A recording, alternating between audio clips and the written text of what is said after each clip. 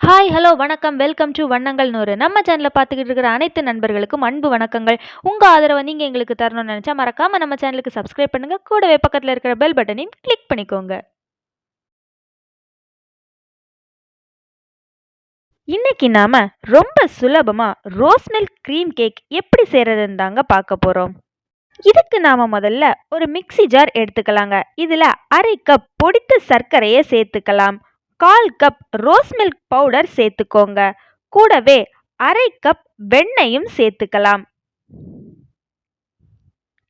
இனி இதுக்கு கூட ஒரு முட்டையும் சேர்த்துக்கோங்க. மஞ்சள் கருவையும் சேர்த்து எடுத்துக்கோங்க. முட்டை பிடிக்காது அப்படிங்கிறவங்க முட்டைக்கு பதிலா 1/2 கப் தயிர் கூட சேர்த்துக்கலாம். இனிமே நாம இது எல்லாத்தையுமே சேர்த்து நல்ல நொர வர மாதிரி நல்லா பீட் பண்ணி எடுத்துக்கலாங்க. நம்ம பீட் பண்ணி எடுக்கும்போது எல்லாமே நல்லா மிக்ஸ் ஆகி நிறைய பபிள்ஸா இருக்குங்க. அந்த மாதிரி பீட் பண்ணி எடுத்துக்கோங்க. உங்களுக்கு ரோஸ் மில்க்குக்கு பதிலாக வேற ஃப்ளேவர் வேணும்னா வேற ஃப்ளேவர் கூட நீங்க சேர்த்துக்கலாம்.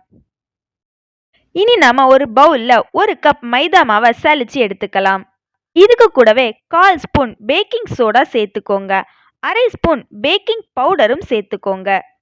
இந்த ரெண்டுமே தான் நமக்கு கேக் ரொம்பவே சாஃப்டா கிடைக்கிறதுக்கு ஒரு காரணமா இருக்குங்க. இனி நாம இந்த மாவு, இந்த உப்பு எல்லாமே நல்லா மிக்ஸ் ஆகுற மாதிரி மிக்ஸ் பண்ணி எடுத்துக்கலாங்க.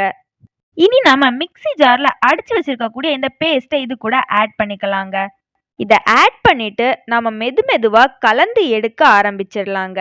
ரொம்ப கெட்டியாவும் இருக்கக்கூடாது, ரொம்ப தண்ணியாவும் இருக்கக்கூடாது.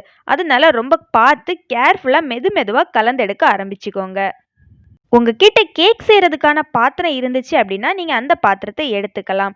அப்படி இல்லைன்னா உங்க வீட்டில் இருக்கக்கூடிய ஒரு சாதாரண பாத்திரத்தை கூட எடுத்துக்கோங்க. கேக் அடி பிடிக்காம இருக்கிறதுக்காக A4 ஷீட் பேப்பர்ல பட்டர் அப்ளை பண்ணி எடுத்துக்கோங்க. அடுத்ததா பாத்திரத்தோட ஓரங்களையும் நீங்க வெண்ணெய் வச்சு லைட்டா அப்ளை பண்ணி எடுத்துக்கோங்க. அப்போதான் கேக் நமக்கு பாத்திரத்துல ஒட்டாம வரோங்க. இனி நாம ஏற்கனவே மிக்ஸ் பண்ணி வச்சிருக்க இந்த மாவை இதுல ஊத்தி எடுத்துக்கலாம். அவன் இருக்கக்கூடியவங்க இத 175 டிகிரி செல்சியஸ்ல 35 நிமிஷத்துக்கு பேக் பண்ணி எடுத்துக்கோங்க. அவன் இல்லாதவங்களுக்கு குக்கர்ல வச்சு கேக் எப்படி பண்றது அப்படின்னு ஏற்கனவே ஒரு வீடியோ போட்டிருக்கோம். லிங்க் டிஸ்கிரிப்ஷன் பாக்ஸ்ல இருக்குது, செக் பண்ணிக்கோங்க. இப்போ பாருங்க, சூப்பரா நமக்கு ரோஸ் மில்க் கேக் ரெடி ஆகிடுச்சு. நீ ஒரு கத்திய வச்சு அந்த பாத்திரத்தோட ஓரங்களை லைட்டா இலக்கி விட்டுட்டு நாம இதை ஒரு பாத்திரத்துக்கு மாத்திக்கலாம். இனி நாம இதுல அடியில வச்சிருந்த பட்டர் ஷீட்டையும் ரிமூவ் பண்ணி எடுத்துக்கலாம். இனி இது ஆறட்டும். நம்ம அதுக்கு முன்னாடி க்ரீம் ரெடி பண்ணிட்டு வரலாம். ஃபர்ஸ்ட் நாம க்ரீம் வச்சு டெக்கரேட் பண்றதுக்காக ஒரு நாசில் ரெடி பண்ணிக்கலாம். நாசில் செய்யறதுக்கு நாம ஒரு பேப்பர் கப்பு அல்லது திக்கான ஏதாவது ஒரு பேப்பரை எடுத்துக்கலாங்க. நாங்க இன்னைக்கு மேரேஜ் இன்விடேஷன் கார்டு வச்சு தாங்க செய்ய போறோம். இந்த மாதிரி கோன் ஷேப்ல மடக்கி எடுத்துக்கோங்க. கண்டிப்பா உள்பக்கம் ஒயிட்டா தான் இருக்கணும். இல்லாட்டி அதில் உள்ள சாயம் நமக்கு க்ரீம்ல ஒட்டி வந்துருங்க. இனி இந்த கோன் ஷேப்ல நாம இந்த கோன் பகுதி இருக்க இடத்த மட்டும் சின்னதா கட் பண்ணி எடுத்துக்கலாம். இனி இதோட நுனி பகுதியை கட் பண்ணி எடுத்துக்கணும். இன்னைக்கு நாங்க 2 ஷேப்ல நாசில் செய்ய போறோம். உங்களுக்கு எந்த மாதிரிப்பட்ட ஷேப் வேணுமோ அந்த ஷேப்ல கூட நீங்க கட் பண்ணி எடுத்துக்கலாங்க. இதுல ஒரு சின்ன ஹோல் மாதிரி தாங்க இருக்கும். அதனால அது சிம்பிளான டிசைன். இதுல நம்ம வைக்கும்போது லைட்டா ஒரு சின்ன ஸ்டார் டிசைன்ல வரும். உங்ககிட்ட ஏற்கனவே நாசில் இருந்துச்சு அப்படின்னா நீங்க அதை யூஸ் பண்ணிக்கோங்க. நாசில் இல்லாதவங்க இந்த மாதிரி சிம்பிளா செஞ்சு யூஸ் பண்ணிக்கோங்க. இனி நாம ஒரு சாதாரண பிளாஸ்டிக் கவர் ஒன்று எடுத்துக்கலாங்க.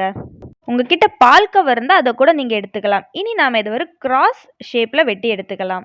இப்போ நம்ம வெட்டி இருக்கக்கூடிய இடத்த ஒட்டணும். அதுக்காக நம்ம கேண்டில் யூஸ் பண்ணி இந்த இடத்த ஒட்டி எடுத்துக்கலாங்க.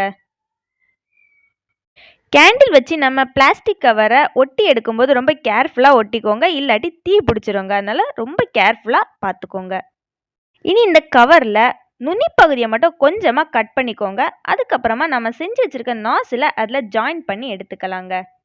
சிம்பிளாக பைப்பிங் பேக்கும் நாசிலும் வீட்லேயே செஞ்சாச்சு. இப்போ இனி நம்ம க்ரீம் செய்யறதுக்காக 1/2 கப் வெண்ணெய் எடுத்துக்கலாம். கூடவே 1 கப் பொடித்து வைத்த சுகரும் கொஞ்சம் கொஞ்சமாக ஆட் பண்ணி எடுத்துக்கலாம். எல்லா சுகரையும் நம்ம சேர்த்து ஒரேடியாக மிக்ஸ் பண்ணி எடுக்கக்கூடாதுங்க. அதனால கொஞ்சம் கொஞ்சமாக சுகரை சேர்த்து இந்த வெண்ணெய் கூட மிக்ஸ் பண்ணி எடுத்துக்கோங்க.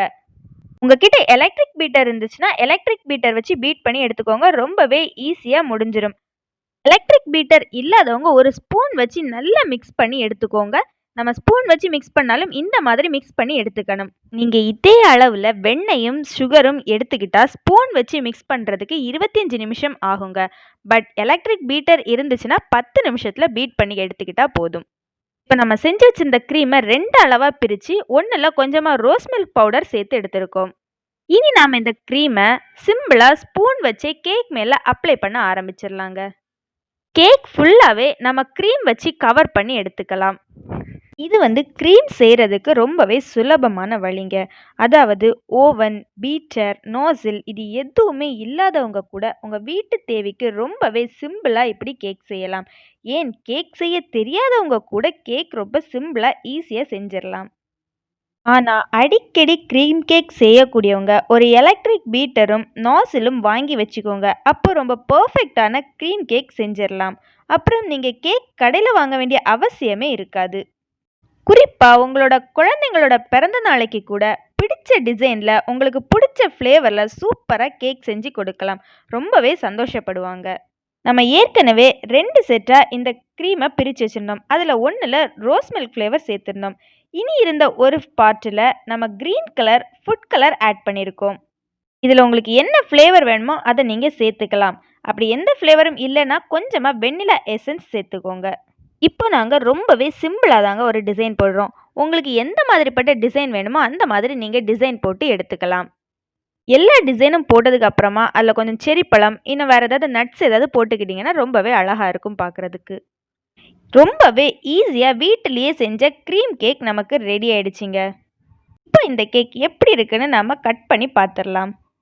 இந்த க்ரீம் கேக் நமக்கு சாப்பிட்றதுக்கு ரோஸ் மில்க் நம்மளுக்கு குடிக்கிறதுக்கு என்ன டேஸ்ட்டில் இருக்குமோ அதே டேஸ்ட்டில் தாங்க இருக்கும். ரோஸ் மில்க் யாருக்கெல்லாம் பிடிக்குமோ அவங்களுக்கெல்லாம் இந்த கேக்கும் ரொம்பவே பிடிக்கும். நீங்கள் குழந்தைங்களுக்கு க்ரீம் கேக் செஞ்சு கொடுக்குறீங்க அப்படின்னா முடிஞ்ச வரைக்கும் இந்த ஃபுட் கலர் எல்லாம் அவாய்ட் பண்ணிக்கோங்க. நீங்கள் ஃப்ளேவருக்காக எசன்ஸ் சேர்க்கறதுக்கு பதிலாக ஒரிஜினல் ஃப்ரூட்ஸ் வாங்கி அதில் கூட கேக் செஞ்சுக்கலாம். ஃப்ரூட் வச்சு எப்படி கேக் செய்கிறது அப்படின்னு ஏற்கனவே நாங்கள் ஒரு வீடியோ போட்டிருக்கோம். அதோட லிங்க் டிஸ்கிரிப்ஷன் பாக்ஸில் கொடுக்குறோம், வேணும் உள்ளவங்க செக் பண்ணிக்கோங்க. நீங்களும் இந்த கேக் ரெசிபியை உங்கள் வீட்டில் செஞ்சு பாருங்கள். செஞ்சு பார்த்துட்டு எப்படி இருந்து அப்படின்னு மறக்காமல் கமெண்டில் சொல்லுங்கள்.